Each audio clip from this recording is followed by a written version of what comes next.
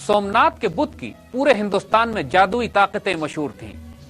जब सुल्तान महमूद गजनवी ने सोमनाथ का शहर फतह किया और मंदिर में दाखिल हुआ तो वो खुद भी ये देखकर हैरान हो गया कि एक बहुत बड़ा लोहे का बुत हवा में मुअल्लक है। उसने अपने दानिश्वरों से बुलाकर इसका राज पूछा तो किसी ने उसको कहा कि इस लोहे का ये बुत और दीवारों में चारों तरफ ताकतवर मकनातीस लगे हुए हैं, अगर आप दीवारों को खुदवा दें तो ये बुत नीचे गिर पड़ेगा।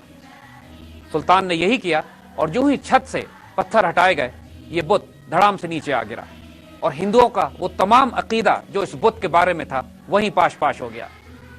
हिंदू पुजारियों ने और तमाम बड़े बड़े महाराजों ने जब सुल्तान को रिश्वत पेश की गई कि सोमनाथ के बुत को न तोड़ें तो उन्होंने वो तारीखी जवाब दिया जिसने तारीख में सुल्तान को अमर कर दिया।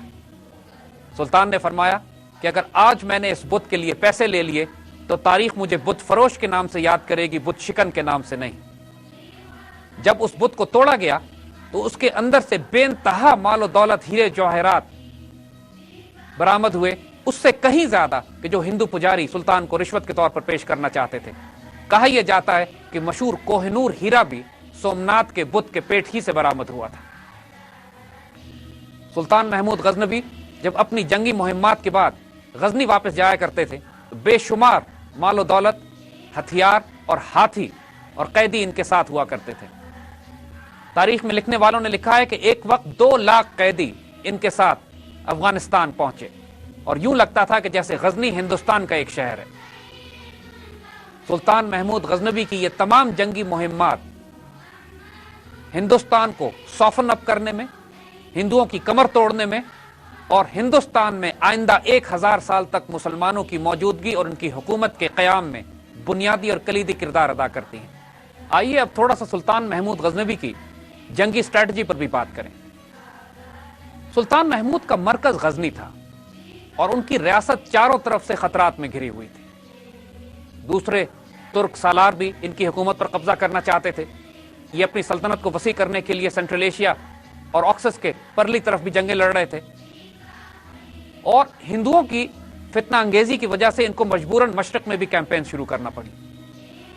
अपनी जंगी जरूरियात को सामने रखते हुए सुल्तान ने गैर मामूली जंगी हिकमत अमली डेवलप की।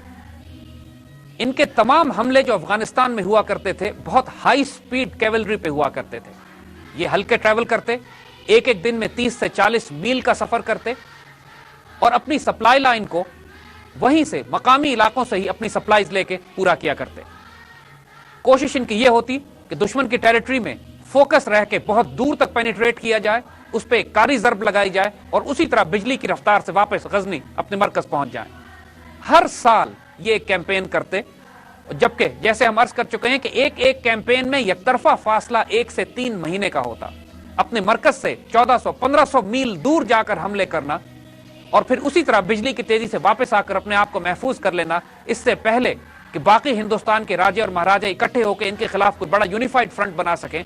इतनी गैर मामूली हिकमत अमली थी कि जिसकी कोई मिसाल ना उस वक्त की तारीख में मिलती है ना उसकी बाद की तारीख में।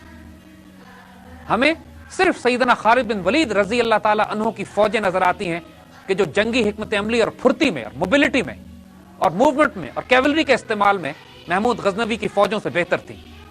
वरना उसके बाद और उससे पहले कोई मुसलमान फौज कैवलरी का इस तरह इस्तेमाल नहीं कर सकी जिस तरह महमूद गजनवी करते थे। चूंकि हिंदुस्तान में कोई एक बादशाह नहीं था और खबर रसानी का निजाम अफराधी के जरिए या घोड़ों और ऊंटों के जरिए किया जाता था, तो सुल्तान के पास यह एडवांटेज था कि जब वो एक खास इलाके को फोकस करके बिजली की तेजी से उस पर पहुंचते, हमला करते, कुचलते और वापस पहुंचते, तो हिंदुस्तान के दूसरे राजा रिएक्ट ही नहीं कर सकते थे। ये चंद मौकों पर हुआ कि कई राजे आपस में इकट्ठे होकर सुल्तान के मुकाबले पर आए। ये कैंपेन्स आसान नहीं थी। 2-2 लाख, 2.5 लाख के लश्कर के मुकाबले में 15 और 20 हजार अफगान और मुसलमान हुआ करते थे। लेकिन यहां पर फिर दलेरी, बहादुरी, जुर्रत और गैरतमंदी का मुजाहरा किया जाता था। कई दफा तारीख ने यह वाकया नोट किया है कि ऐन मैदान जंग में जब सुल्तान को शिकस्त होने वाली होती थी, ये घोड़े से कूद कर सिड्डे में चले जाया करते थे और गैब से रूहानी ताइद मुसलमानों को हौसला भी देती थी और दुश्मनों को रोब में भी डाल देती थी।